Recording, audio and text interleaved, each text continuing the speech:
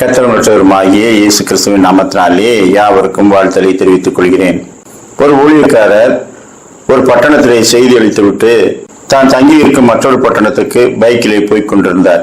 ஒரு அடர்ந்த காட்டுப்பகுதி வழியாக அவர் பைக்கிலே செல்லும் போது ஒரு கொள்ளைக்காரன் அவரை வழிமறித்து அவர் வைத்திருந்த பணப்பரிசை கொடுக்கும்படியும் இல்லை என்றால் சுட்டு விடுவேன் என்று மிரட்டினான்.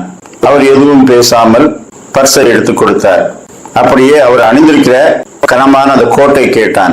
அதையும் கொடுத்து விட்டார். கடைசியாக இந்த வண்டியை கொடுத்து விடுங்கள், நீங்கள் நடந்து போங்கள் என்று சொன்னான். அவர் அப்பொழுதும் முறுமுறுக்காமல் சரி வைத்துக்கொள் என்று அதை கொடுத்து விட்டார்.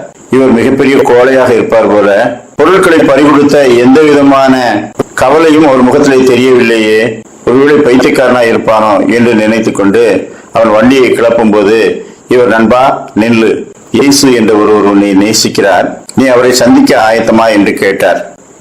உடனே அவன் துப்பாக்கியை காட்டி இந்த இயேசு கிறிஸ்துவை பற்றி சொல்வதை உடனே நிறுத்தாவிட்டால் நீர் அப்படியே பரலோகத்துக்கு போக வேண்டியது இருக்கும், எனவே வாயை மூடும் என்று சொல்லிவிட்டு வண்டியிலே புறப்பட ஆயத்தமானான்.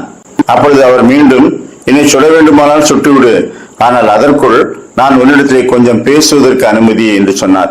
ஒரு பைத்தியக்காரன் போல் இருக்கிறார் என்று நினைத்தோம், ஆனால் தெளிவாக பேசுகிறார். சரி பேசிவிட்டுத்தான் சாகட்டுமே என்று அவருக்கு அனுமதி கொடுத்தான். உடனே அவர் சொன்னார், நீ விரும்பினாலும் விரும்பாவிட்டாலும் நியாய தீர்ப்பு என்ற ஒன்று வந்து கொண்டிருக்கிறது. இந்த உலகத்திலே நீ கொள்ளையடித்து பலவிதமான தீமைகளை செய்து எவ்வளவு நாள் வாழ்ந்துவிடப் போகிறாய்? உன்னை நேசித்து உனக்காக தன்னை ஒப்புவித்த தேவகுமாரனை குறித்து நீ அறிந்திருக்கிறாயா? அவர் இன்னமும் உன்னை நேசிக்கிறார். கெட்டகுமாரன் தன்னிடத்தை திரும்ப வேண்டும் என்று அவர் நினைக்கிறார்.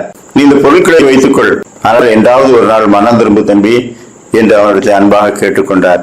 உடனே அவன் யோசித்தான், எனக்கு ரட்சிப்பை பற்றி சொல்லுகிறாரே, ஐயா நானும் ஒரு நல்ல குடும்பத்தில் பிறந்தவன் தான், கிறிஸ்தவன் தான், ஆனால் நான் விசுவாசத்தை விட்டு எவ்வளவோ காரியங்களை செய்து விட்டேன்.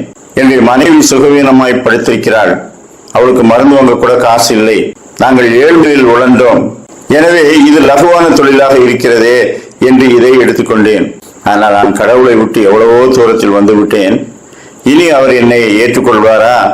எனக்கு வேலை என்ற ஒன்று இருந்தால் நான் இந்த தொழிலில் இருக்க மாட்டேனே, யார் எனக்கு வேலை தருவார்? 2 முறை ஜெயில் சென்றவனுக்கு மீண்டும் வேலை கிடைக்குமா என்று கேட்டான்.